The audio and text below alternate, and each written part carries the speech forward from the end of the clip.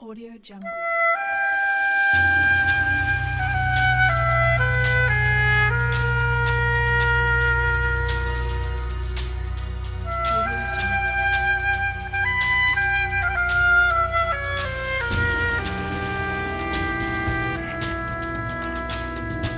Morella.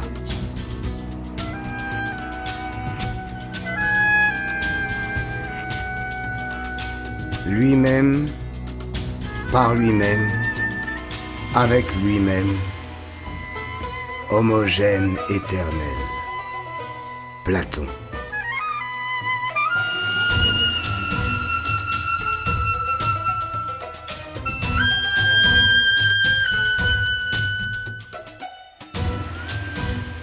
Ce que j'éprouvais relativement à mon ami Morella était une profonde mais très singulière affection.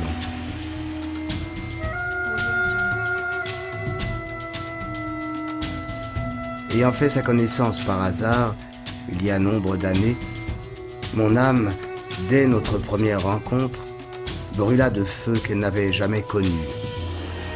Mais ces feux n'étaient point ceux d'Eros, et ce fut pour mon esprit un amer tourment que la conviction croissante que je ne pourrais jamais définir leur caractère insolite, ni régulariser leur intensité errante. Cependant, nous nous convînmes, et la destinée nous fit nous unir à l'autel. Jamais je ne parlais de passion, jamais je ne songeais à l'amour. Néanmoins, elle fuyait la société et, s'attachant à moi seul, elle me rendit heureux. Être étonné, c'est un bonheur. Et rêver, n'est-ce pas un bonheur aussi? L'érudition de Morella était profonde. Comme j'espère le montrer, ses talents n'étaient pas d'un ordre secondaire. La puissance de son esprit était gigantesque. Je le sentis. Et dans maintes occasions, je devins son écolier. Toutefois, je m'aperçus bientôt que Morella, en raison de son éducation faite à Presbourg, étalait devant moi bon nombre de ces écrits mystiques qui sont généralement considérés comme l'écume de la première littérature allemande. Ces livres, pour des raisons que je ne pouvais concevoir, faisaient son étude constante et favorite. Et si avec le temps ils devinrent aussi la mienne, il ne faut attribuer cela qu'à la simple mais très efficace influence de l'habitude et de l'exemple. En toutes ces choses, si je ne me trompe, ma raison n'avait presque rien à faire. Mes convictions, où je ne me connais plus moi-même, n'étaient en aucune façon basées sur l'idéal et on aurait pu découvrir, à moins que je ne m'abuse grandement, aucune teinture du mysticisme de mes lectures, soit dans mes actions, soit dans mes pensées. Persuadé de cela, je m'abandonnais aveuglément à la direction de ma femme et j'entrais avec un cœur imperturbé dans le labyrinthe de ses études.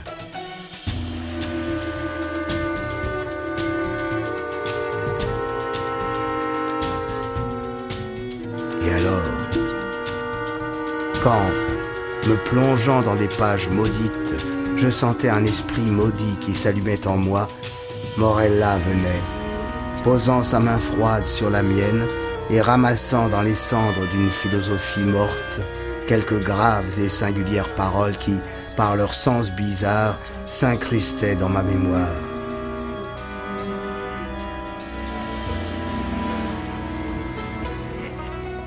Et alors, pendant des heures, je m'étendais rêveur à son côté. Et je me plongeais dans la musique de sa voix, jusqu'à ce que cette mélodie à la longue s'infectât de terreur.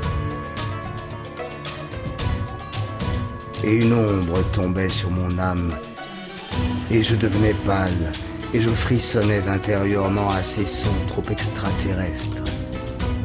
Et ainsi, la jouissance s'évanouissait soudainement dans l'horreur, et l'idéal du beau devenait l'idéal de la hideur, comme la vallée de Hinnom est devenue la Géhenne.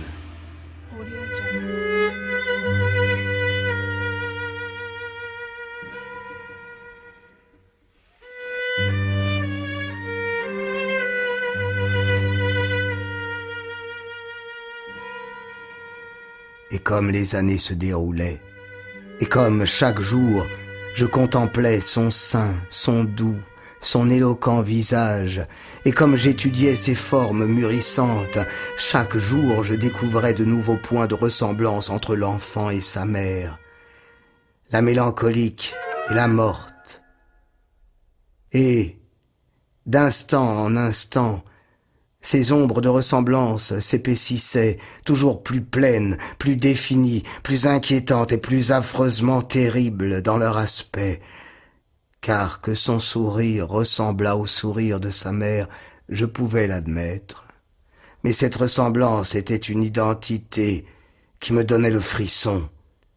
Que ses yeux ressemblassent à ceux de Morella, je devais le supporter.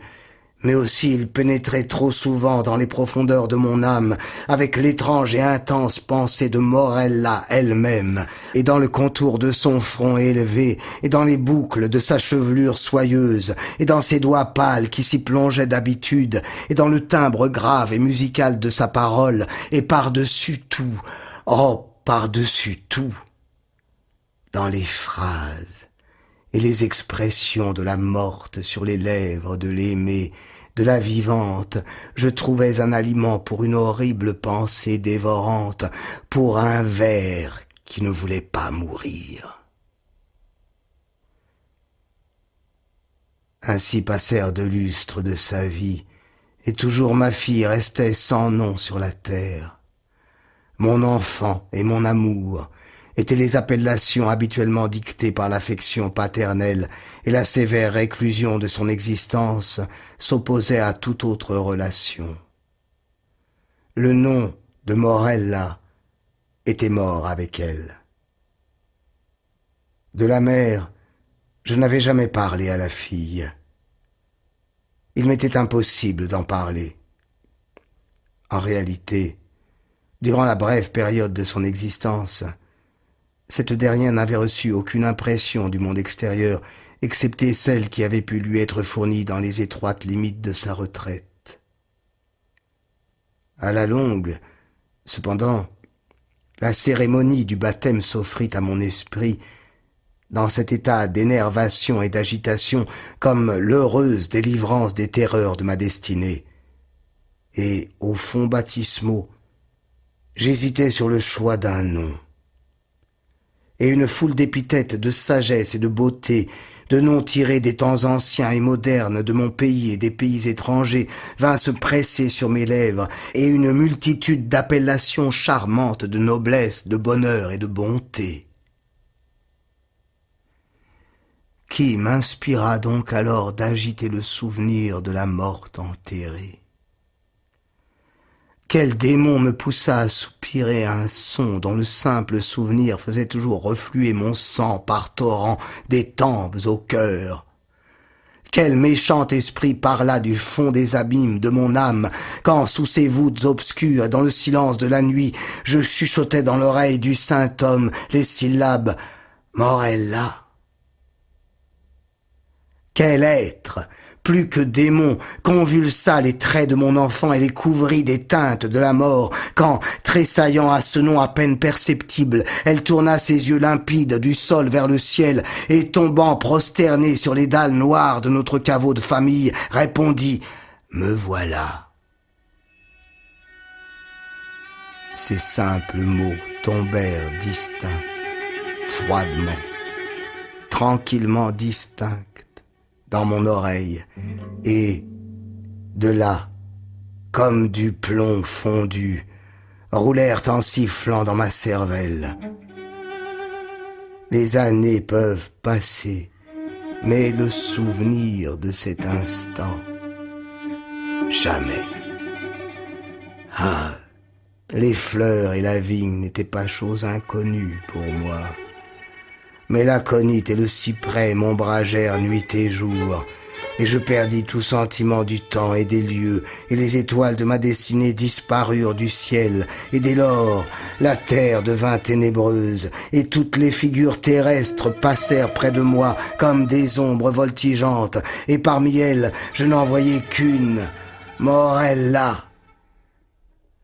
Les vents du firmament ne soupiraient qu'un son à mes oreilles, et le clapotement de la mer murmurait incessamment « Morella !» Mais elle mourut, et, de mes propres mains, je la portai à sa tombe, et je ris d'un amer et long rire quand, dans le caveau où je déposai la seconde, je ne découvris aucune trace de la première, Morella.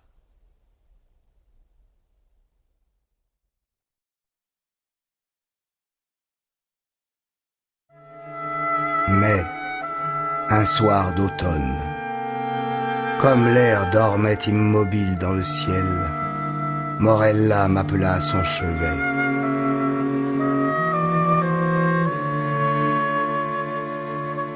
Il y avait un voile de brume sur toute la terre et un chaud embrasement sur les eaux. Et, à voir les splendeurs d'octobre dans le feuillage de la forêt, on eût dit qu'un bel arc-en-ciel s'était laissé choir du firmament. « Voici le jour des jours », dit-elle quand j'approchais. Le plus beau des jours pour vivre ou pour mourir. C'est un beau jour pour les fils de la terre et de la vie. Ah! Plus beau encore pour les filles du ciel et de la mort. Je baisai son front, et elle continua. Je vais mourir. Cependant, je vivrai. Morella. Ils n'ont jamais été ces jours où il t'aurait été permis de m'aimer, mais celle que, dans la vie, tu abhorreras, dans la mort, tu l'adoreras. Morella. Je répète que je vais mourir, mais en moi est un gage de cette affection. Ah, quelle mince affection que tu as éprouvée pour moi, Morella. Et quand mon esprit partira, l'enfant vivra, ton enfant, mon enfant à moi, Morella. Mais tes jours seront des jours pleins de chagrin, de ce chagrin qui est la plus durable des impressions, comme le cyprès est le plus vivace des arbres, car les heures de ton bonheur sont passées, et la joie ne se cueille pas deux fois dans une vie, comme les roses de Paestum, deux fois dans une année. Tu ne joueras plus avec le temps le jeu de l'homme de Théos. Le myrte et la vigne te seront choses inconnues, et partout sur la terre tu porteras avec toi ton suaire, comme le musulman de la Mecque. Morella, m'écriai-je, Morella, comment sais-tu cela? Mais elle retourna son visage sur l'oreiller. Un léger tremblement courut sur ses membres. Elle mourut, et je n'entendis plus sa voix. Cependant, comme elle l'avait prédit, son enfant, auquel en mourant elle avait donné naissance, et qui ne respira qu'après que sa mère eut cessé de respirer, son enfant, une fille, vécut.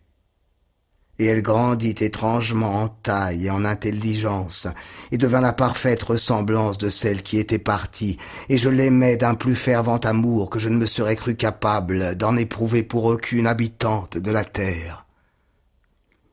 Mais, avant qu'il fût longtemps, le ciel de cette pure affection s'assombrit, et la mélancolie, et l'horreur, et l'angoisse y défilèrent en nuages. J'ai dit que l'enfant grandit étrangement en taille et en intelligence.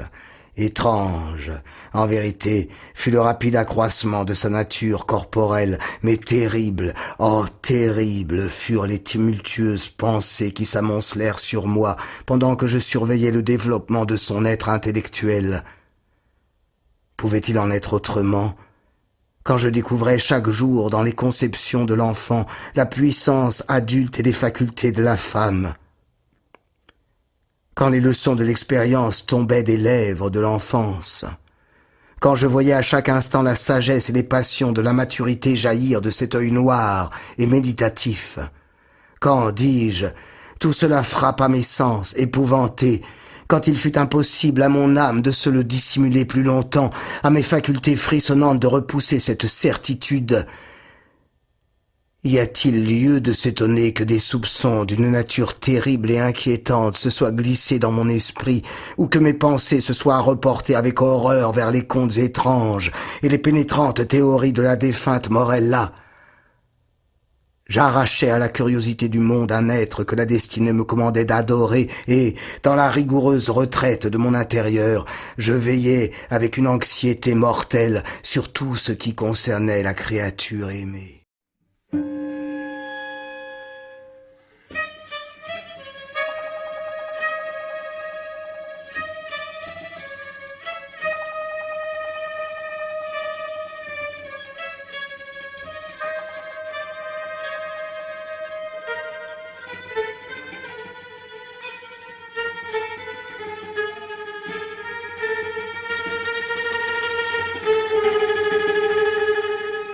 La lettre volée. Nil sapientiae odiosius acumine nimio. Sénèque.